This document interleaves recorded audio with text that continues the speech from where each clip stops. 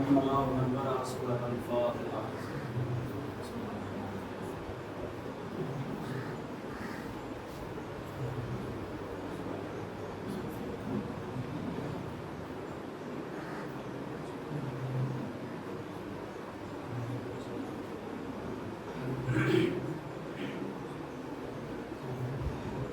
لا حول ولا قوة إلا بالله العلي العظيم. أعوذ بالله من الشيطان الرجيم. بسم الله الرحمن الرحيم. الحمد لله رب العالمين والصلاة والسلام سيدنا ونبينا أبي القاسم المصطفى محمد اللهم صل على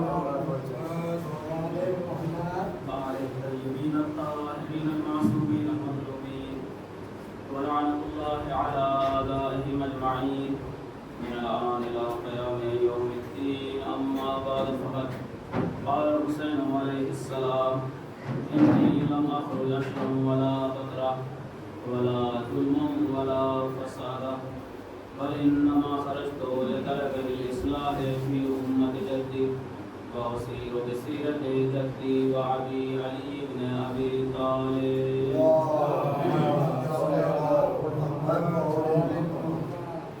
معزز سامعین اکرام، یہ فرش عزا جس کے اختتام کے بس کچھ چند باقی رہ گئے ہیں، اس کے بعد سے یہ ہدایت کا راستہ، یہ مجالس رفتہ رفتہ اپنے اختتام کی منزل تک پہنچ جائے گی. یہ وہ جگہ ہے، یہ وہ مرکز ہے کہ جہاں سے ہر فرد بشر کو ہدایت ملتی ہے. یہاں سے لوگوں تک پیغام الہی کو پہنچایا جاتا ہے. لہذا اس فرش عزا کی اہمیت کو سمجھنا ہر شخص کے لیے ضروری ہوا کرتا ہے. اور یہ فرش عزا وہ مقدس جگہ ہے کہ جہاں سے انسانوں کی ہدایت کی جاتی ہے اور ان کی رہنمائی کی جاتی ہے. ہمارا کائنات حضرت علی بن ابی طالب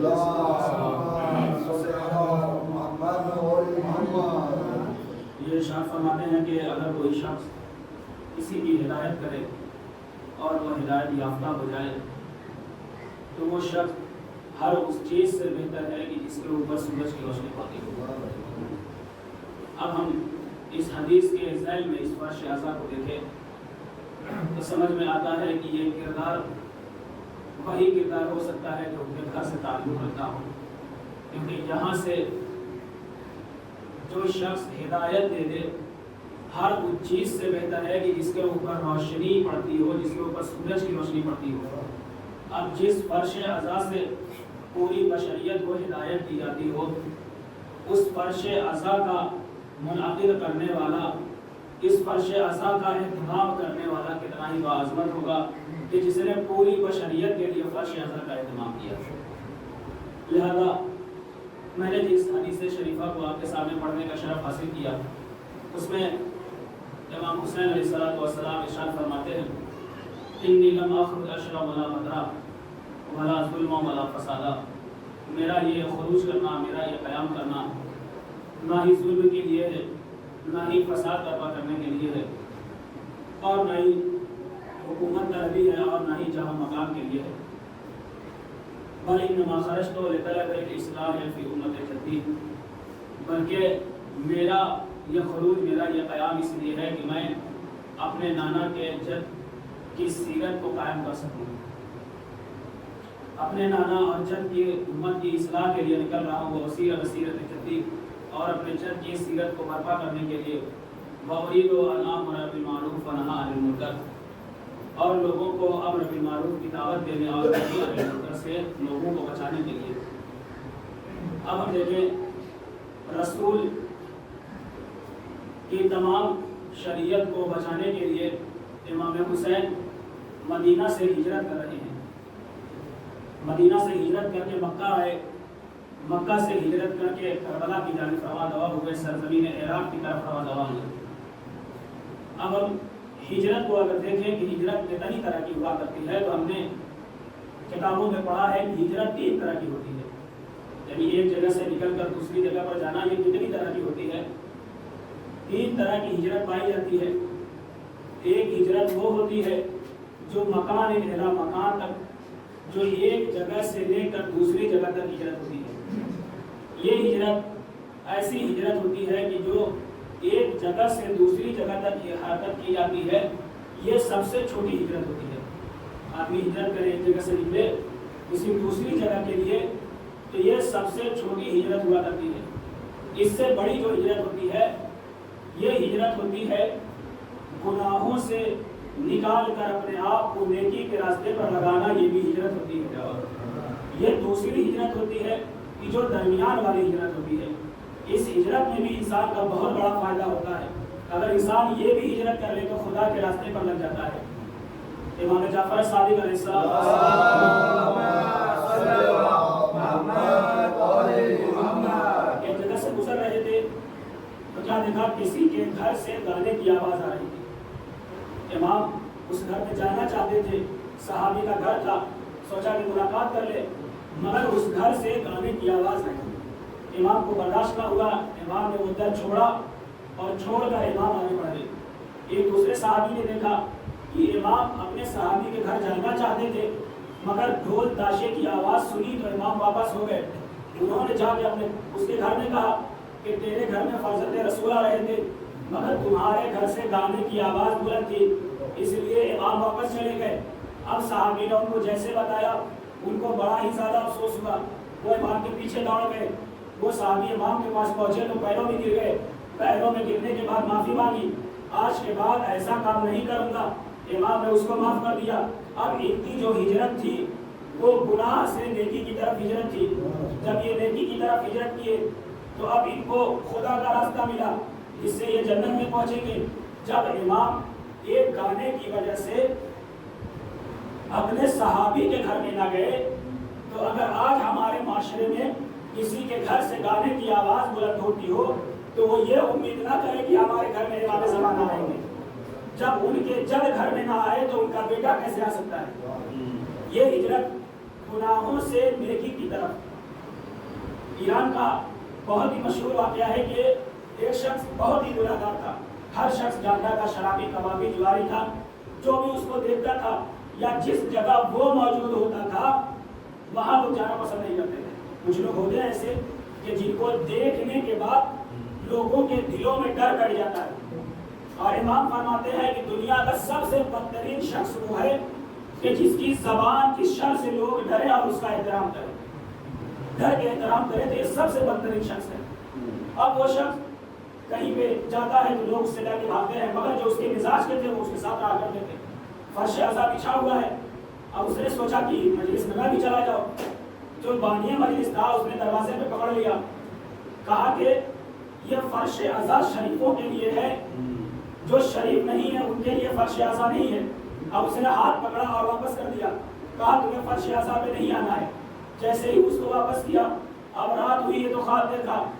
خواب میں کیا دیکھا؟ امام حسین خود آئے ہیں اور آنے کے بعد کہتے ہیں تم نے فلاں گناہگار شخص کو دروازے سے کیوں واپس کیا؟ کہا مولا وہ نہایت ہی گناہگار تھا، اس لیے میں نے اس کو فرش اعضا پر بیٹھنے نہ دیا، اس کو واپس کر دیا، اس لیے کہ مجھے یہ ڈر تھا کہ وہ اگر فرش اعضا پہ آ جائے تو کہیں ایسا نہ ہو کہ آپ کی بے حرمتی ہو جائے۔ تو امام نے کہا اس ایک گناہگار کو باہر نکالنے کی وجہ سے تمہاری زحمتوں کو رد کر دیا گیا ہے، تمہاری مجلس قبول نہیں ہے، کیوں تم نے اس کو واپس کیا؟ امام نے پوچھا فرش اعضا بچھایا کس کے لیے تھا؟ اس نے کہا مولا آپ کے لیے بچھایا تھا۔ کہا کہ جب میرے لیے بچھایا تھا تو وہاں کا میزبان میں تھا، وہ میرا مہمان تھا، میں میزبان ہوں، میں اپنے مہمانوں کو سنبھالوں گا، تمہیں کس نے حق دیا کہ وہاں سے نکالو؟ تمہارے لیے یہ حق نہیں تھا۔ اب جیسے یہ خواب سے بیدار ہوئے اس شخص کے پاس دوڑے، گھر پہ پہنچے تب کوئی بات کیا، وہ شخص باہر آیا اور کہا کہ مجھے معاف کر دیجیے، مجھ سے غلطی ہو گئی۔ امام خواب میں آئے تھے اور امام نے ایسے مجھ سے کہا، تو اس پر انہوں نے کہا ٹھیک ہے میں نے معاف کر دیا۔ اب وہ جو گناہگار تھا اس نے کہا جب میں اتنا بڑا گناہگار ہوں تب ہمارے امام میرا اتنا خیال کرتے ہیں، اگر میں نیک ہوتا تو امام کتنا خیال کرتے ہیں۔ لہٰذا وہاں سے وہ پلٹا اپنے دل کو منور کیا اور کہا کہ آج کے بعد سے کبھی گناہ نہیں کروں گا۔ یہ دوسری ہجرت تھی، جو گناہوں سے ہجرت ہوتی ہے نیکیوں کی طرف، اچھے راستے کی طرف۔ اب جو آخری ہجرت بچتی ہے وہ ہجرت ہوتی ہے اپنے آپ کو خدا کی بارگاہ تک پہنچانا، مادیات سے اپنے آپ کو نکالنا اور نکال کر خدا کی بارگاہ میں پہنچانا۔ یہ سب سے بڑی ہجرت ہوتی ہے۔ تاریخ نے یہ لکھا ہے، ایک سوال پڑھ لیں محمد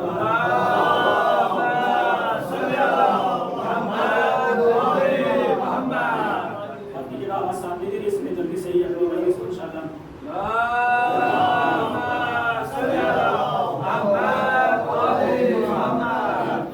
اب یہ ہماری آخری ہجرت ہے۔ یہ ہجرت وہ ہوتی ہے جو مادیات سے نکل کر اللہ کی بارگاہ میں جاتے ہیں، اور سب سے بڑی ہجرت یہی ہوتی ہے۔ اس ہجرت میں سارے لوگ شامل ہیں، جتنے انبیاء کرام آئے سب نے ہجرت کی۔ ائمہ اطہار نے بھی ہجرت کی، جناب عیسیٰ نے ہجرت کی، جناب ابراہیم نے ہجرت کی، جناب موسیٰ نے ہجرت کی، ہر نبی نے ہجرت کی ہے۔ ہجرت کرنے کے بعد اس مقام تک پہنچے۔ اب امام حسین نے کیا کہا تھا؟ میں اپنے جگ کی سیرت کو برپا کرنے کے لیے نکلا ہوں۔ اب ہجرت رسول کے زمانے میں بھی ہونی چاہیے، ہجرت حسین کے زمانے میں بھی ہونی چاہیے۔ رسول نے بھی ہجرت کی۔ جب رسول ہجرت کرنے کے لیے نکلے ہیں تو موقع کیا تھا، ماجرا کیا تھا؟ کفار نے گھر کو گھیر رکھا ہے، پلاننگ چل رہی ہے کہ کیسے قتل کیا جائے۔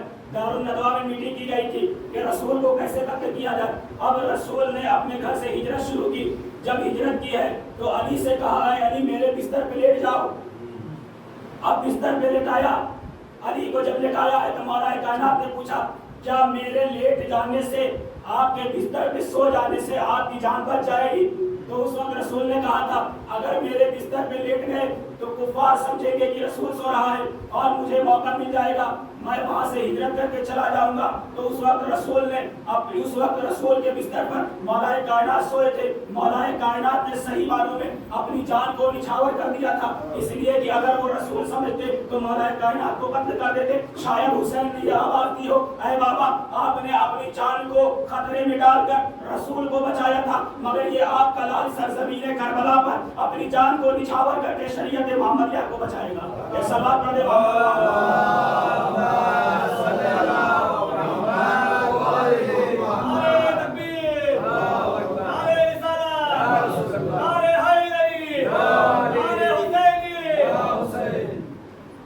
وہاں پر مولا کائنات بستر پر لیٹے اور رسول خدا نے ہجرت کی۔ جب رسول ہجرت کرنے لگے ساتھ میرے صاحب اور آگے پیچھے پیچھے، جب غار کے دہانے پر پہنچے تو دیکھا ایک صاحب پیچھے پڑے ہوئے ہیں کہ جو ہمیشہ ڈرا کرتے تھے۔ جب غار کے اندر پہنچے تو ان کو بہت ہی ڈر لگا۔ قرآن میں آیت موجود ہے وَلَا تَخَفْ وَلَا تَحْزَنْ إِنَّ اللَّهَ مَعَنَا، خوف زدہ نہ ہو، تم نہ ڈرو، بے شک اللہ ہمارے ساتھ ہے، لہذا غار میں پناہ لی۔ اب مشیت الہی یہ ہوئی کہ وہاں پر کبوتر آیا، کبوتر نے انڈے دیے، مکڑیوں نے اپنا جال بنایا، دہانے کو بند کر دیا۔ اب کفار تلاش کرتے ہوئے آئے، غار کے باہر کھڑے ہوئے ہیں۔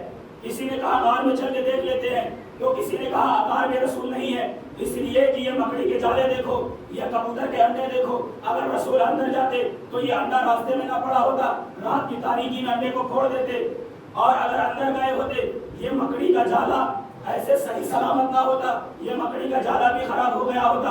اب اللہ ہمیں یہ پیغام دینا چاہتا ہے تم ہماری راہ میں اپنے قدم کو بڑھاؤ، چاہے تمہاری نیت چھوٹی ہی کیوں نہ ہو، تمہارے پاس طاقت ہی کیوں نہ ہو، اگر تم ہمارے راستے میں قدم کو بڑھاؤ گے تو ہم ان چھوٹی چھوٹی چیزوں کے ذریعے سے تمہاری ایسی مدد کریں گے کہ کفار اور مشرکین بھی راستہ بدلتے ہوئے نظر آئیں گے۔ ایک سوال پڑھ دیں محمد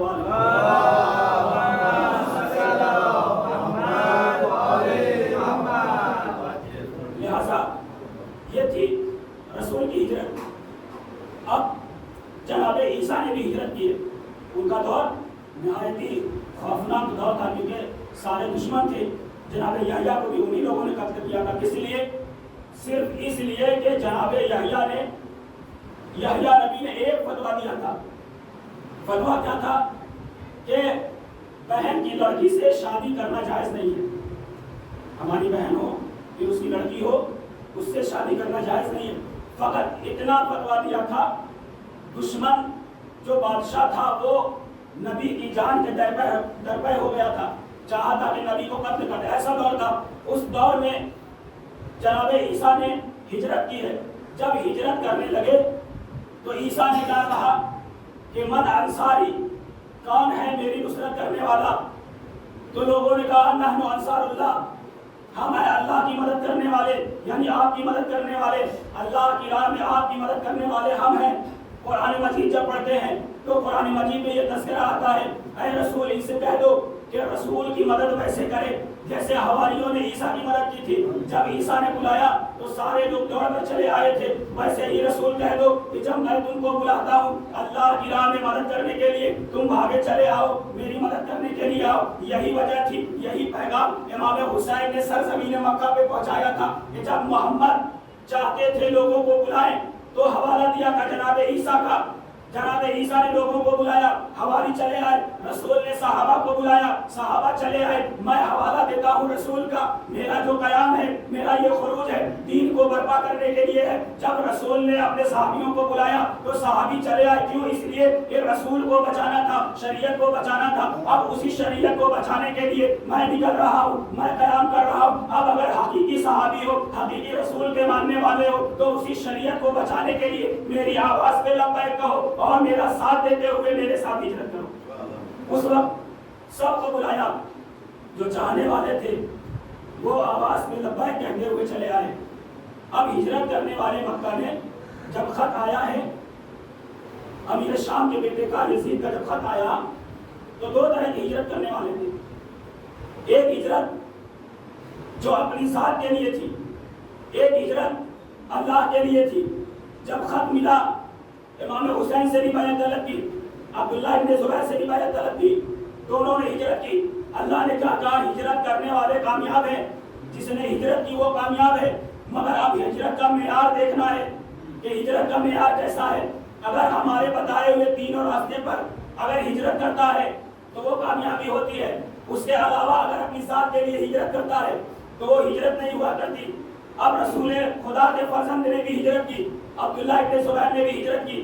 جب یہ ہجرت کرنے لگا تو اس کی ہجرت فقط اپنی جان بچانے کے لیے تھی۔ وہ وہاں سے بھاگے، اس طریقے سے بھاگے، اتنے خفیہ راستے سے بھاگے کہ کوئی پہچان نہ سکا کہ کس راستے سے گیا ہے۔ وہ تلاش میں لوگ نکلے مگر وہ نہ ملے۔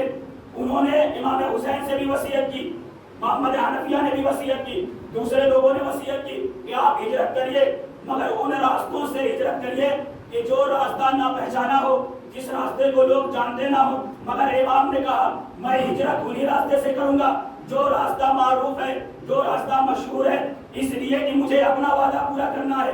میں حق کے لیے قیام کر رہا ہوں، میں حق کے لیے خروج کر رہا ہوں۔ لہٰذا امام نے یہ بتا دیا کہ جن کی ہجرت اپنی ذات کے لیے ہوتی ہے وہ چھپ کے بھاگا کرتے ہیں، مگر جن کی ہجرت اللہ کے لیے ہوتی ہے، خدا کا دین بچانے کے لیے ہوتی ہے، وہ اپنی جان کی پرواہ نہیں کرتے، اللہ کی راہ میں ہجرت کرتے ہیں۔ جیسا ہونا ہوگا وہ ہو کر رہے گا، جب خدا چاہتا ہے تو وہ ہو جاتا ہے۔ ڈر کے ہجرت وہ کرتے ہیں کہ جن کے دلوں میں چور بیٹھا ہو، مگر جن کے دلوں میں ایمان بیٹھا ہو، جن کا دل ایمان سے لبریز ہو، وہ چھپ کر ہجرت نہیں کرتے، وہ کھلے عام ہجرت کیا کرتے ہیں۔ ایک صلوات پڑھے محمد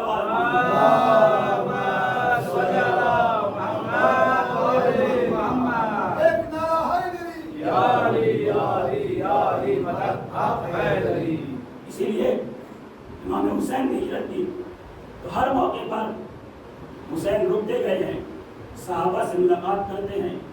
4 ماہ کچھ دنوں تک مکہ میں موجود تھے، امام کسی دن خاموش نہ بیٹھے تھے، ہر شخص تک اپنا پیغام پہنچاتے رہے کہ میرا یہ پیغام کس لیے ہے، میری یہ ہجرت کس لیے ہے، میں کس لیے قیام کر رہا ہوں، تاکہ مقصد لوگوں تک پہنچ جائے۔ اب امام کی ہجرت جب اتنی بڑی ہے، امام کی شہادت اتنی بڑی ہے، تو اب یہ سوال ہوتا ہے کہ جتنی بڑی قربانی ہوتی ہے اتنا ہی بڑا نتیجہ بھی چاہیے ہوتا ہے۔ جتنی بڑی قربانی ہوتی ہے اتنا بڑا پیغمبر بھی ہوتا ہے، اتنا ہی بڑا سفیر بھی ہوتا ہے جو پیغام کو پہنچائے۔ کربلا میں اتنی بڑی قربانی ہوئی، اب اس کے لیے چاہیے تھا کہ کوئی ایسا ہو جو کربلا کے پیغام کو پہنچائے، اس لیے کہ قربانی فقط ایک دنوں کی قتلگاہ کا نام نہیں ہے، قربانی نام ہے جانوں کو قربان کرنے کا، لہذا قربانی جب اتنی بڑی ہے تو پیغام پہنچانے والا بھی ویسا ہونا چاہیے۔ امام حسین نے جناب زینب کو انتخاب کیا کہ یہی پیغامبر کربلا ہوگی، یہی سفیر کربلا ہوگی، کربلا کا پیغام وہی پہنچا سکتا ہے کہ جس کے زبان میں علی کی لسان پائی جاتی ہو، اگر وہ بات کرے تو نہج البلاغہ کے انداز میں بات کرے، وہ ایسے بات کرے کہ جب وہ شام اور کوفہ کے دربار میں کھڑے ہو کر کلام کرے تو لوگ یہ کہیں عجب نہیں کیا مولا کائنات آ گئے ہیں۔ پیغامبر بھی اتنا ہی ہونا چاہیے تاکہ اثر لوگوں تک پہنچے، لوگ سمجھیں کہ کربلا میں ہوا کیا تھا۔ فقط ایک دن کی قربانی کا نام نہیں ہے، بلکہ یہ پوری سیرت، پوری شریعت اسلامیہ کا میسج لوگوں تک پہنچانا تھا۔ لہذا کربلا میں آپ دیکھیے جو قربانیاں ہوئی ہیں کوئی معمولی نہیں ہے۔ کس نے قربانی نہ دی کربلا میں؟ اپنے لخت جگر کو قربان کیا، ششماہے کو قربان کیا۔ آپ تصور کر سکتے ہیں کیا کسی کے دل میں اتنی جرأت ہے کہ وہ اپنے معصوم بچے کو قربان کر دے؟ کیا کسی کے دل میں اتنی جرأت اور قوت ہے کہ وہ اپنے بہن کی نشانی کو قربان کر دے؟ کیا کسی کے دل میں اتنی ہمت اور طاقت ہے کہ اپنے بھائی کی نشانی کو قربان کر دے؟ کسی میں اتنی ہمت ہے کہ وہ اپنے پورے خاندان کو لٹا دے؟ کسی میں اتنی ہمت ہے کہ اپنے کڑیل جوان کو سرزمین کربلا پر قربان کر دے؟ جناب علی اکبر وہ ذات ہے کہ جو ہم شبیہ پیغمبر ہے، ہم شکل پیغمبر ہیں۔ جب حسین کو کبھی نانا کی یاد آتی تھی تو علی اکبر کو دیکھ لیا کرتے تھے۔ اب آپ سوچئے وہ علی اکبر کہ جنہوں نے اپنے باپ سے کبھی زندگی میں کچھ مانگا نہ ہو، وہ اگر سرزمین کربلا پہ اپنے والد سے یہ کہہ دے، اپنے بابا سے یہ کہہ دے، بابا اگر مجھے ایک بوند پانی مل جاتا، اگر مجھے تھوڑا سا پانی مل جاتا تو میں ان دشمنوں کو بتاتا کہ حیدر کرار کے شیر کیسے ہوتے ہیں، حیدر کرار کے شیر کیسے جنگ کیا کرتے ہیں، کس طریقے سے جنگ کو فتح کرتے ہیں۔ کربلا میں اکبر ہے، موجود ہے۔ اکبر کے بارے میں کیا ہی بیان کیا جائے، وہ کڑیل جوان کہ جن کے بارے میں ملتا ہے جب یہ پہلی مرتبہ جنگ کرنے کے لیے گئے ہیں، 100 لوگوں کو واصل جہنم کر کے آئے ہیں، 100 لوگوں کو قتل کر کے آئے ہیں، مگر جب دوسری بار گئے ہیں نا، عزیز و تاریخ نے یہ لکھا ہے کہ حسین ابن نمیر نے جناب علی اکبر کو ایسا نیزہ مارا، درخت کے درمیان چھپ کر اس نے جو نیزہ مارا ہے وہ نیزہ علی اکبر کے سینے میں پیوست ہو گیا۔ جب سینے میں پیوست ہو گیا تو ایک بار سرزمین کربلا پہ آئے، آواز دیا بتا علیک منی السلام، اے بابا میری مدد کرنے کے لیے آئے، بابا آپ پر آخری سلام ہو۔ بس امام جیسے ہی میدان کی طرف چلے ہیں، علی اکبر کو تلاش کر رہے ہیں مگر علی اکبر کہیں نظر نہیں آتے۔ ازادار تاریخ نے یہ لکھا ہے علی اکبر نے بہت ہی آخری مرحلے میں اپنے بابا کو بلایا، کیوں؟ اس لیے کہ علی اکبر جانتے تھے ارے جب قاسم نے بلایا تھا تو عباس موجود تھے جو حسین کو لائے تھے، جب عباس نہر فرات کے نیچے گرے ہیں تو بلایا تھا تو اس وقت میں موجود تھا جو اپنے بابا کو سنبھال کے لایا تھا۔ ارے کربلا میں جو بھی جب سرزمین پر آیا ہے آقا کو آواز دی ہے تو امام کے ساتھ کوئی نہ کوئی موجود تھا، مگر اکبر نے یہ سوچا ابھی اگر میں نے بابا کو بلایا، ارے بابا کے ساتھ کوئی ہے نہیں، بابا کو کون لائے گا؟ خدا آپ کو کوئی غم نہ دے سوائے غم سید الشہداء کے۔ آخرکار امام حسین علی اکبر کے پاس پہنچے ہیں، کچھ سانسیں بچی ہوئی تھی، پوچھا بیٹا کوئی تکلیف ہو تو بتا۔ کہا بابا سینے میں نیزے کی ہڈی ٹوٹ گئی ہے، جب سانسیں لیتا ہوں بڑی تکلیف ہوتی ہے۔ بس ایک مرتبہ آقا نے اپنے آستین کو الٹا، اب جو نیزہ کھینچا ہے ارے نیزے کے ساتھ علی اکبر کا کلیجہ باہر آ گیا۔ اب حسین سرزمین کربلا پہ بیٹھے ہوئے ہیں، ارے کس کو مدد کرنے کے لیے بلائے؟ جب جنازہ لے جانا ہوتا تھا کبھی قاسم نے ساتھ دیا، کبھی عباس نے ساتھ دیا، سب نے ساتھ دیا ہے، خدا کو کوئی غم نہ دے، سب نے ساتھ دیا ہے، مگر اکبر کا جنازہ ارے کیسے خیمے تک لے جائے؟ تاریخ نے یہ لکھا ہے آقا آگے بڑھے، امام حسین آگے بڑھے، اکبر کو سینے سے لگایا، سینے سے لگا کر خیمے کی طرف لے کے جانے لگے۔ ارے یہ کب تک لے کے جاتے؟ جب تھک جاتے تھے تو اکبر کا جنازہ سرزمین کربلا پہ چھوڑ دیتے تھے، پھر آرام کر کے اٹھاتے تھے۔ پر جب خیمے کے پاس پہنچے ہیں نا، ایک بار کہا اے بنی ہاشم کے بچوں، ارے میں نے کبھی بچوں سے مدد نہ لی ہے، ارے اکبر کا جنازہ ارے خیمے تک کیسے جائے گا؟ نوازاداروں بچے پہنچے ہیں، حسین کا ساتھ دیا، علی اکبر کا جنازہ اٹھایا، خیموں تک پہنچایا۔ جب خیمے کے پاس پہنچے ہیں نا، ایک مرتبہ حسین نے کہا ارے ام لیلا کہاں ہے؟ ام لیلا کو بلاؤ، اپنے بیٹے کا آخری دیدار کر لے۔ اب اماں پیزا جاتی ہے تو کیا دیکھا؟ ام لیلا مصلی بچھا کر دعا کر رہی ہے، بارے اللہ میرے بچے کی حفاظت کرنا، بارے اللہ میرے بچے کو سلامت رکھنا۔ بس ایک مرتبہ قصہ نے کہا اے ام لیلا آپ کو آقا نے بلایا ہے۔ اب ام لیلا نے جیسے ہی یہ فکر سنا سمجھ گئی میرا حق بڑھ نہ رہا، ارے جیسے ہی وہ اٹھی ہے نا، پیاس کی اتنی شدت تھی وہ اپنے آپ کو سنبھال نہ سکی، ارے وہ خیمے کے اندر کبھی اس ستون سے ٹکراتی ہے کبھی اس ستون سے ٹکراتی ہے، اپنے آپ کو کیسے بھی سنبھالتے ہوئے جنازے تک پہنچی ہے۔ بس ایک مرتبہ قصہ نے پوچھا اے ام لیلا کیا وجہ تھی آپ خیمے میں ادھر ادھر ٹکرا رہی تھی؟ کہا اے اماں قصہ ارے پیاس کی اتنی زیادہ شدت ہے، ارے جب اپنی نگاہوں کو اٹھاتی ہوں تو میری آنکھوں کے سامنے دھواں چھا جاتا ہے، ارے کڑیل جوان کی موت نے مجھے ایسا بنا دیا کہ مجھے کچھ دکھائی نہیں دے رہا ہے۔ کون ہوگا کہ جس کا جوان لال مارا جائے اور وہ اپنے آپ کو سنبھال سکے؟ وَسَيَعْلَمُ الَّذِينَ ظَلَمُوا أَيَّوْمَ الْقِيَامَةِ ينقلبون إِنَّا لِلَّهِ وَإِنَّا إِلَيْهِ راجعون۔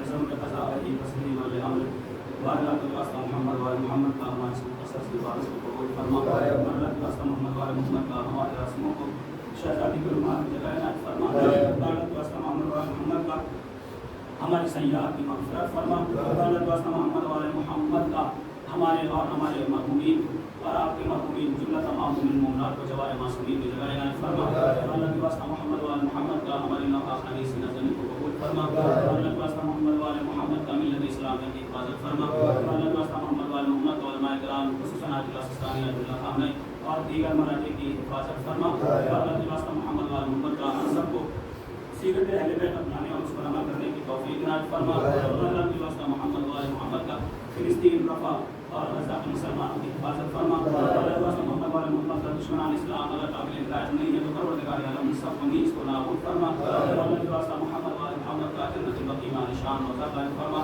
امام زمانہ کے ظہور میں تعجیل فرما، اور ہم سب کو ان کے اعمال و انصار میں شمار فرما، ربنا تقبل منا انک انت السمیع العلیم وانت